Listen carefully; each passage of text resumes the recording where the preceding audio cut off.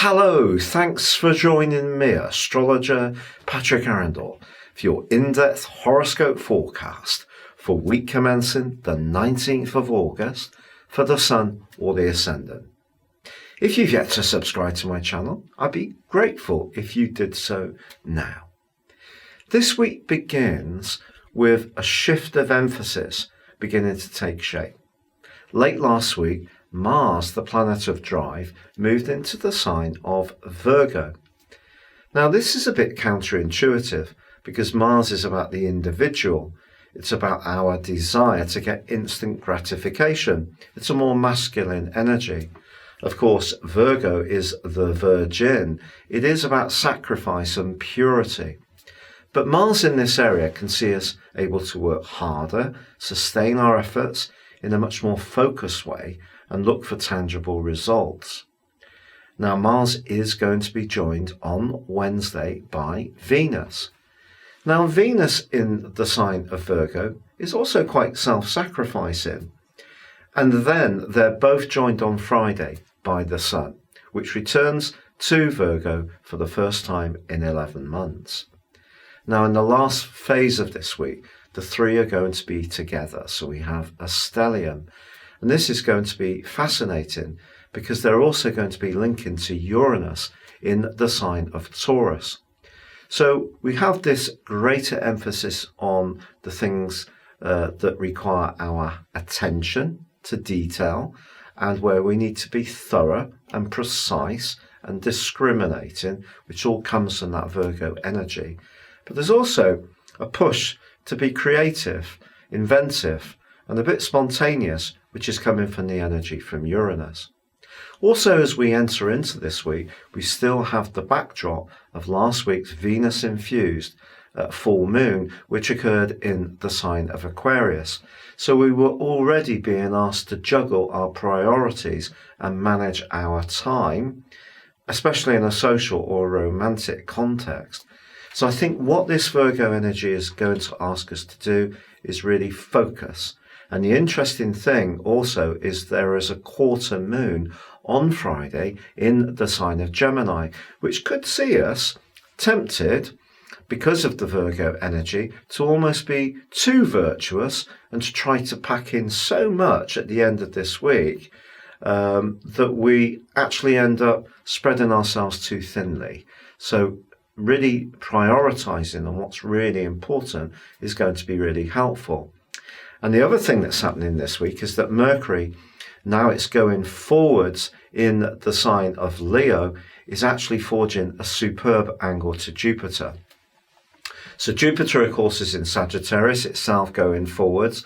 So if there is a scheme which requires us to think big, be positive, but apply ourselves in a very precise way, which is supported by this Virgo energy, well, we're certainly getting it all together. But it's important to understand that the stellium between the Sun and Venus also links with Mars, and that's quite a sultry combination. So it may say us orientated in some way with our passions to do something that can be good for someone or good for a relationship, but especially where we can think of another person's needs and be a bit more thoughtful or practical in the way that we help them. Your specific forecast, Capricorn, is really fascinating. You have a talent for being very thorough and focused on your step-by-step goals. Your application is awesome. But sometimes widening your horizons and being a bit more experimental is something you will only do with a lot of forethought. But late last week, Mars moved into an area which is really encouraging you to be a bit more thrust in. This could see you become more active physically or more active in terms of your thinking. Because Venus and the Sun join up with Mars this week in your sister Earth sign of Virgo, you have a wonderful opportunity to be much more open to widening your horizons. Now, this could be that you choose to go somewhere different for a holiday or a vacation destination. It may be that you're going to think about ways in which you can add to your skill set, either being professionally or in terms of the things you enjoy artistically or creatively. Then again, you may just find yourself thinking more about different types of people. And the more you can be open-minded, the more the stars are going to sparkle in support of you. But it may be that this week you're going to do some deep diving research or thinking that actually can be very fortunate for you in a financial context, because your ability to be so thorough can actually come back to you very, very well.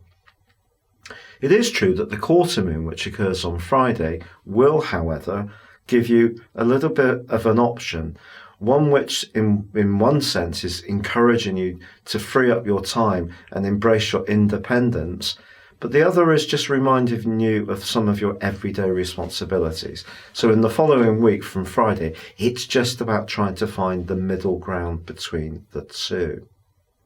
If you'd like to know more about personal astrology based on your time, date and place of birth, why not click on the link beneath this video? You can check out my horoscope store, where if you buy a year's forecast and a character analysis, I will give you a 30% discount. But equally, you can have the opportunity to have a one-to-one consultation with me personally. But for now, it's been a real pleasure being with you. Good luck and goodbye.